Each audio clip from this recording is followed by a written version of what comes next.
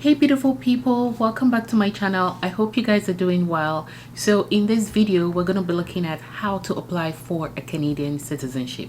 Basically there are three main steps when applying for the Canadian citizenship. So the first step is the Canadian application process.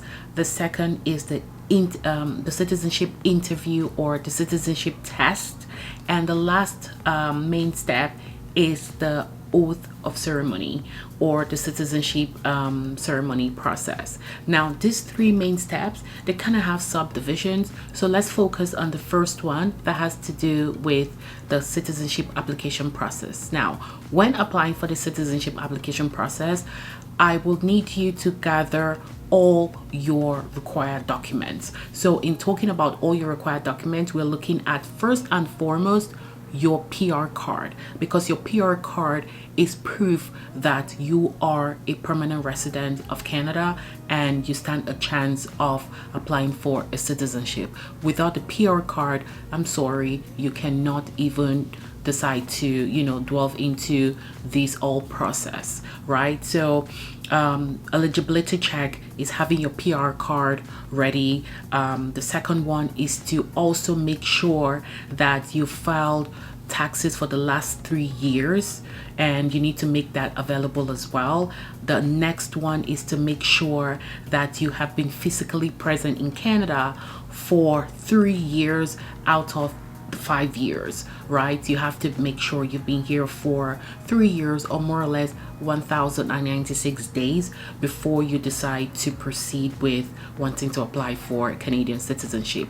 Haven't done that as well, you also need to make sure that within this 3 years that you've been physically present in Canada, you have not gotten into any trouble. So basically there is no criminal record attached to your name, because trust me, if you have a criminal record, the chances of you getting a Canadian citizenship is kind of like the window of you getting it is really small, so just make sure that you have a very clear and clean slate while you are in this journey and even afterwards. So eligibility check kind of just sums up your PR card, your taxes, your presence in Canada. And by the way, if you've been away within the first 5 years of you being in Canada, if you've been away back and forth, you also need to put that in your application form, right? Because this also amounts for the time that will be calculated when you get to use the citizenship online calculator to determine whether or not you're a candidate for the citizenship, right? So that's what you need to do once you've done this eligibility. Oh, I forgot to add police record. So for the police record, if you are coming from a country that is not your home country, then you need to produce a police document that states that you have a clean record while you were in their country. However, if you've come straight from your home country as a permanent resident, then you don't have any problem, because when coming from your home country, of course you do the police background check and you submitted that document, and that document is still valid. Now the next document you need to gather is your language proficiency document. So that document basically shows that you can either speak English or French. Remember, Canada is a bilingual country, so French and English are the official languages here in Canada. So make sure you have any of those documentations ready. If you have both of them, good for you. However, if you do not, that's fine. You can either have one or the other. Gather all these documents together, and then the next thing you need to do is to complete the application form. The application form is the CIT 002 form, and make sure that you fill out the application form and ensure that it is accurate and also complete. The reason I'm stressing on this is any delay in your application will be paramount to your citizenship being delayed, so you need to make sure you get it right once and for all.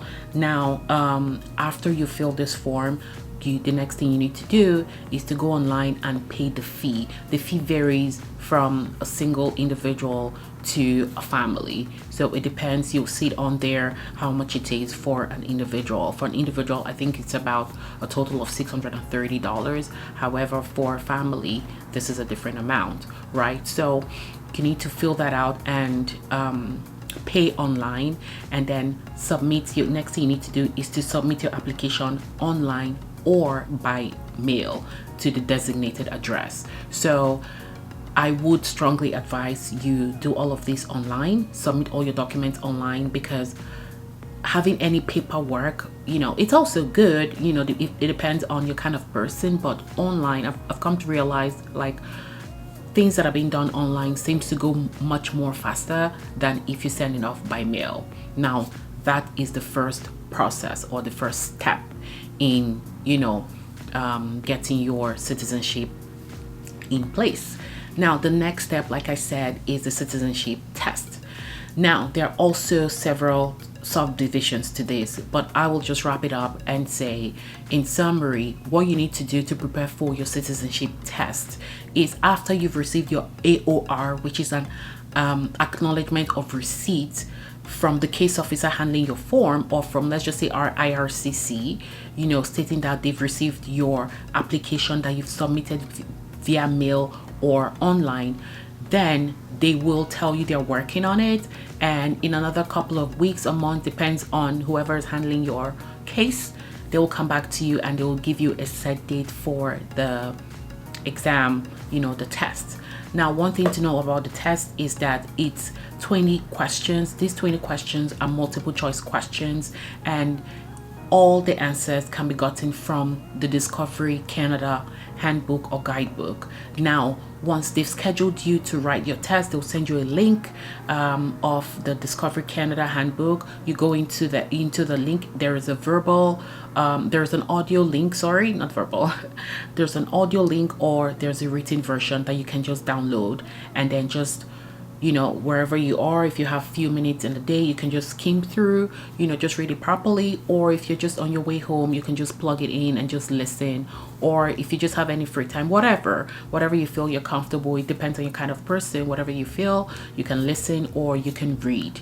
Now, having done that, the next thing I need you to do is to download the Discovery Canada app.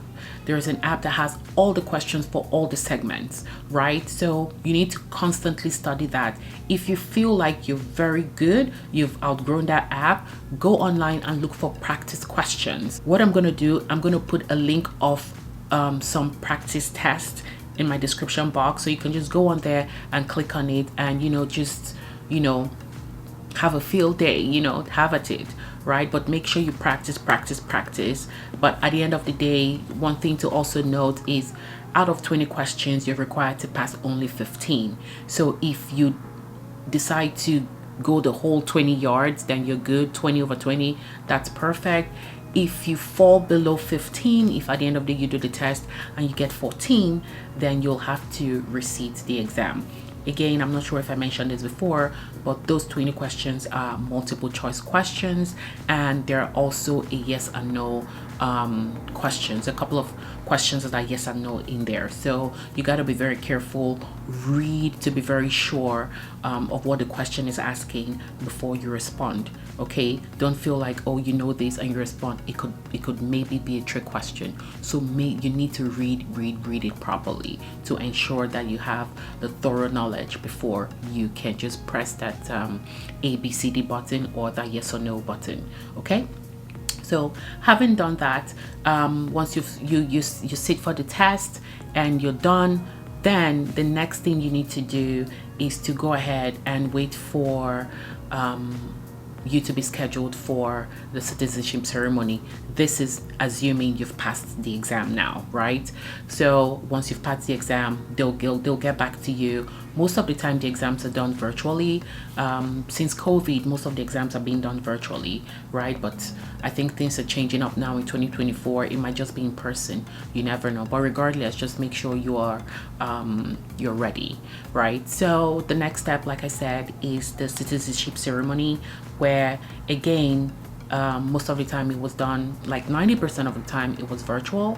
So they'll send you an email and they'll tell you the date, the time, you need to be ready, you need to get everything, together, and you'll just attend the interview right there and there, and your case officer or whoever is speaking to you will tell you to cut up your PR card while they're watching you, and That means goodbye PR, hello citizen. One thing I missed is the citizenship tracker, right? So you need to open an account, you know, tracking your citizenship process from date of application to the end, which is when you're being called to come in for the oath ceremony.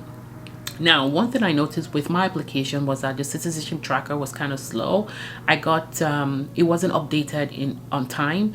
I got emails, you know, stating that, oh, this is time you have to do your test, or maybe this is time you have to do your citizenship ceremony. However, this was not being updated on the tracker, but it doesn't hurt to just have the tracker, because you never know where you might get real-time information from, whether via email or via the tracker. So just go on there and just open a tracker, a citizenship tracker, and start to track your application process.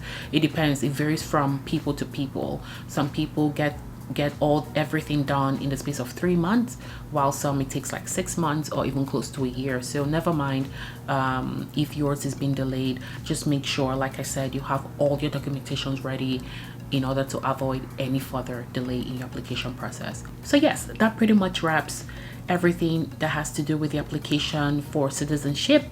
If you have any questions, feel free to ask me in the comment section. However, I will also strongly advise you go on the IRCC website for any updates that may have come up relating to this citizenship process. Okay, IRCC is the best website for that. However, if you feel you have questions pertaining to what I just stated in the video, please feel free to drop me some comments and I will be sure to clarify your questions or your concerns. So that's it, guys. If you haven't subscribed, please click the subscribe button, and thank you so much for watching. I will see you in my next video. Bye bye.